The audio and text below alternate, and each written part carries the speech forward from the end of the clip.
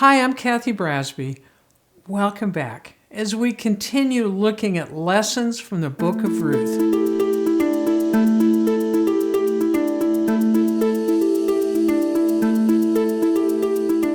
In our last lesson, we met Boaz. Boaz was a wealthy landowner in Bethlehem, highly thought of in his community, and we learned that he had a great deal of compassion for people around him. We ended our last lesson where he and Ruth were interacting with one another, and Ruth was asking him, "What have I done to deserve your kindness?" In this lesson, we will continue looking at the interchange between Boaz and Ruth and see what Boaz's response to her question is. So in verse 11, Boaz replied to her, "I have been given a full report of all that you have done for your mother-in-law following the death of your husband, how you left your father and your mother, as well as your homeland, and came to live among people you did not know previously." Boaz knows quite a bit of her story. He has heard what Ruth is doing for Naomi, how she left her own people to come back to Bethlehem to take care of Naomi. I grew up in a small town. I know how this works. People in small towns and villages like Bethlehem talk. He would have heard great details about Naomi's story. Now, some in the village would only see Ruth's lack of value, as we've talked so many times. Being a foreigner and a widow and a woman, etc., etc., etc., we see how she would have been at the very bottom of her society. But Boaz sees more. He sees a woman of integrity and compassion and kindness. When he calls Ruth a woman of worth, he means it. He is bestowing something on her that the culture of those days did not. He has collapsed the distance between himself as a landowner and her as a foreigner. So in this statement, "I know what you have done for Naomi," he has reoriented her status. He now calls her a woman of worth. Before, both she and Naomi were considered zeros. And now Boaz says, "No, you are a woman of great worth." So he continues in verse 12, "May Yahweh reward your work, and may a full reward be given to you from Yahweh, the God of Israel, under whose wings you came to take refuge." In our last lesson, we talked some about that Hebrew word chesed and how it is illustrated in the Book of Ruth. We get glimpses of God's chesed throughout the book. And here we get a glimpse of it through Boaz, who exhibits God's chesed to Ruth. What we can see through Boaz's words is that he, likely because of his faith in God, isn't limited by social status. Boaz recognizes when people deserve honor. He honored these lowly harvesters, and now he honors one who is even lower than a harvester. I think that's an encouragement to many of us as well, because we don't always have privilege or status or honor or wealth. We just kind of go through our days. We're, for many of us, ordinary people. But in God's eyes, we have great worth. What God values is kindness to others, compassion, love for others, integrity, self-sacrifice. These are the things that are of worth to God. It helps us to reorient our thinking, not just accept what the world around us says brings value, but to recognize what God says brings value. So I want you to notice how Boaz reveals his heart as he prays for her. He asks the Lord God of Israel, Yahweh, to repay her for her acts of kindness. She has decided to serve Yahweh, to follow Yahweh, and to leave behind her Moabite gods. Boaz is confident that God will repay her. So now Boaz encourages Ruth. He says, God is going to notice what you're doing. It is of value what you're doing. And then I want you to notice the phrase, under whose wings you came to take refuge. So we get this visual image of a mother bird, allowing those chicks to just hide underneath those wings. I grew up on a farm, and I remember distinctly once as a teenager working out in our barn, and I got hit in the back by something, and I turned around to see this little bantam hen. I mean, her neck feathers were all raised and her wings were out. She was ready to hit me again. And then I noticed behind her was this whole passel of newly hatched little chicks. Now, trust me, I was a whole lot bigger than she was, but that meant nothing to her. She was ready to attack again. And I just kind of carefully backed out of there. That's a little bit of the image we get when we talk about being under the wings of God, under that refuge, that protection. I want you to remember the phrase about being under the wings of God. It will come up again in our story. But let's keep going. In verse 13, she, Ruth, said, "You really are being kind to me, sir, for you have reassured and encouraged me, your servant, even though I am not one of your servants." So Ruth reflects back to Boaz what she sees in his character. He is being kind. He has reassured her. He has encouraged her for no reason that she can see. She isn't even one of his servants. She recognizes that she is even not of that servant class. She is lower. She is a beggar, a homeless person. She has nothing, and yet he is being kind to her. She doesn't see herself as his servant, and the irony is he doesn't see her as a servant either. He sees her as a member of the family. Boaz treats his workers well, but we're getting hints, and we will continue to get hints. He treats his family even better. And again, as I've said, Boaz reflects something of the nature of God. It is a great encouragement to us to see how God treats his family. He doesn't see his family members as servants, but as part of the family, and we're treated well. Let's keep going. Verse 14. Later, during the mealtime, Boaz said to her, "Come here and have some food. Dip your bread in the vinegar." So she sat down beside the harvesters. Then he handed her some roasted grain. She ate until she was full and saved the rest. Eating a meal was very important in that culture. Ruth would never have expected to eat in the presence of Boaz. She was very aware of his status as the landowner and her status as bottom class, a beggar. We can see that Ruth already includes his workers in this harvest meal. He invites Ruth to join his little community, and he offers her food. They would have eaten bread, which would be kind of a cake-like pressed grain, cooked in oil, and then they would dip it in vinegar. It would be a lot like us dipping our French fries in ketchup or something. It was kind of a condiment to add to the meal. Ruth wouldn't have packed a lunch, and she would not have expected to be included in the harvester's meal as well. She might have planned to eat a few of those kernels that she was picking up. Boaz was having none of that. Let's continue. When she got up to glean, Boaz instructed his young men, "Let her glean even among the standing sheaves, and do not reproach her." Boaz here goes far beyond his Mosaic responsibilities. Now he's allowing her to come right in where the sheaves of grain are. There will be quite a few heads that will fall at that point.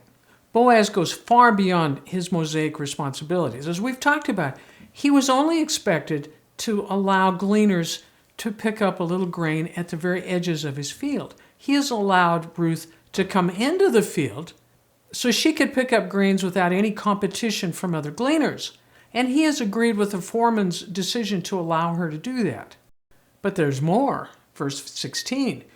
"You must also pull out some handfuls for her from the bundles and leave them for her to glean. Do not rebuke her."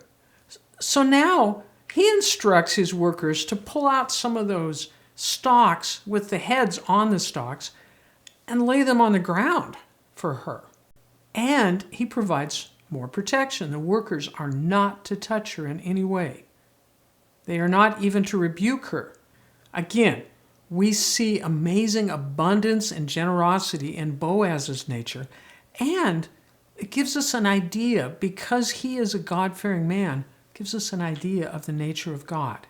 He is rewarding Ruth for her sacrificial love for Naomi by providing sacrificially himself. Boaz gives abundantly rather than withholds. And this gives us another glimpse of something of the nature of God and of God's chesed. And this kindness in protecting the vulnerable is certainly a glimpse of God's nature. He rewards Ruth for sacrificially taking care of Naomi by providing sacrificially himself. This really intrigues me because, as I've told you before, Bethlehem has just come out of a famine. It would be natural to withhold some during those early years. But we see here, Boaz does not withhold, but he gives abundantly. He gives beyond what he's expected to give. Again, a little glimpse of the nature of God in this. God does not withhold. He pours out abundantly, self-sacrificially, something that benefits his family. Verse 17, she gathered grain in the field until evening. When she threshed what she had gathered, it came to about 30 pounds of barley. Ruth had an incredible harvest. This is huge. She gathered more. 30 pounds is more than what a harvester made in a day. They made maybe a pound is what they were paid for their work. She goes home with 30 pounds. This is the picture of overwhelming abundance. As we followed the story of these two women, we have seen them endure, grief and just gut-wrenching despair. And now the story begins to turn and we see abundance, not emptiness. Remember, Naomi came back empty, or so she said. But God did not forget her, even though she thought he had. Boaz's generosity has helped them for several days. But it's not the final answer, and there's more to come. So let's continue. Verse 18, she carried it back to town, and her mother-in-law saw how much grain she had gathered. Then Ruth gave her the roasted grain she had saved for mealtime. I just love that little picture. Ruth is also generous. She has had generosity shown to her, and she is generous. Do you remember when they sat down for the meal, and she saved aside some for Naomi? Naomi was home all day with nothing to eat, and Ruth remembered and shared some of that abundance. There's just incredible truths just in that as well. But let's keep going. Verse 19, her mother-in-law asked her, "Where did you gather grain today? Where did you work? May the one who took notice of you be rewarded." So Ruth told her mother-in-law with whom she had worked. She said, "The name of the man with whom I work today is Boaz." I can just imagine Naomi sitting in her house all day, worried about what could happen to Ruth. She knew that there could be violence out there, certainly from other gleaners, possibly from harvesters. Who knew? Men could take advantage of an unprotected young woman. Instead, Ruth comes home with this abundant harvest, and Naomi is just flabbergasted at the abundance of this. Naomi responds, as you'd expect, "Where did you go? Who watched over you? May the person who protected you be rewarded." She knows someone had to have protected Ruth to come home safe with this abundance. And there's a lot in those words because someone did watch over her. Of course, we know it was Boaz, but we also know God was working through Boaz.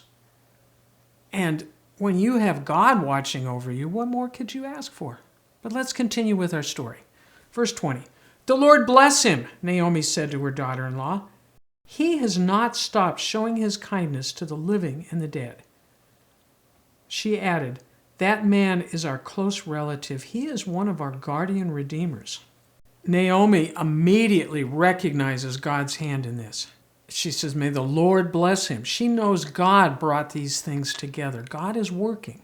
She recognizes that God is working here. God has not stopped showing kindness to the living and to the dead. Presumably, she's referring to Elimelech and his line.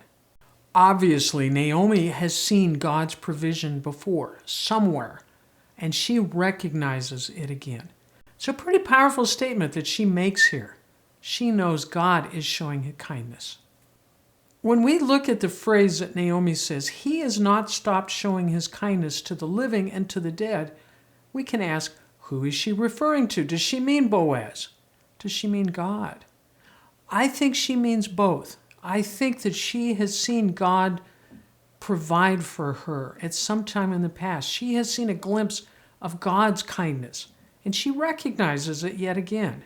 And she recognizes God working through Boaz. And we continually are reminded of Naomi's sadness and despair as she returned to Bethlehem and how she felt like God had turned his back on her. This is a turning point for Naomi. She recognizes that God hasn't abandoned her like she assumed, but instead he is showing great kindness to her. God has not abandoned her. In the midst of her pain, she is not alone. So let's continue. Verse 21, Ruth the Moabite replied, he even told me, you may go along beside my servants until they have finished gathering all my harvest. So Ruth continues her report about the generosity shown by Boaz. Ruth recognizes that God is showing kindness also to Naomi because Boaz recognizes that Ruth will take this harvest back to Naomi. So in verse 22, Naomi then said to her daughter-in-law Ruth, it is good, my daughter, that you should go out to work with his female servants. That way, you will not be harmed, which could happen in another field. If you could tell at the beginning of this chapter, when Ruth asked to go out to glean, Naomi's enthusiasm was lacking. She gave permission because she knew she had to. They had no food. There wasn't any other solution, but she didn't like it very much. But now, it's kind of like a dying plant. When you pour water on it, it begins to revive. Naomi now is more enthusiastic about Ruth going back. She does care for Ruth, and now we get more detailed instructions. Naomi tells Ruth, it is good for you to join the female servants. She didn't say that in the morning, but now we see more tenderness in her. She's beginning to revive. She continues, stay in Boaz's field. You'll be safe there. We see Naomi's kindness beginning to shine as well. So Naomi is becoming a chesed giver as well as Ruth and as well as Boaz. She is coming to life, and she extends this concern and kindness to Ruth. This is exciting to see. These broken, shattered women are being revived. If you remember, at the end of the first chapter, when Ruth and Naomi came to Bethlehem, Naomi said she came alone, even though Ruth was right beside her. That's how much she valued Ruth. Now we see that she recognizes Ruth as a woman of great worth. So we'll continue into verse 23. So Ruth worked beside Boaz's female servants, gathering grain until the end of the barley harvest as well as the wheat harvest. After that, she stayed home with her mother-in-law. We see this incredible turnaround, and I talked about it at the end of chapter 1. The barley harvest was just beginning in Bethlehem. That was the glimmer of light for these two women, even though they didn't recognize it at the time. But the reader can see what's coming. In this last verse, we're told that Ruth returns to Boaz's field. She gleans both barley and then wheat, two different harvests. And she has found abundance. In chapter 2, God has provided food for two grieving widows. But he's not done with his restoration. Even though Naomi accused him of turning his back on her, he's not done with his loving kindness, with his chesed. So we will explore more of that in the next chapter. Please join me next time as the plot takes on an unexpected twist. Thank you for joining me today, and I hope you'll be back for the next lesson.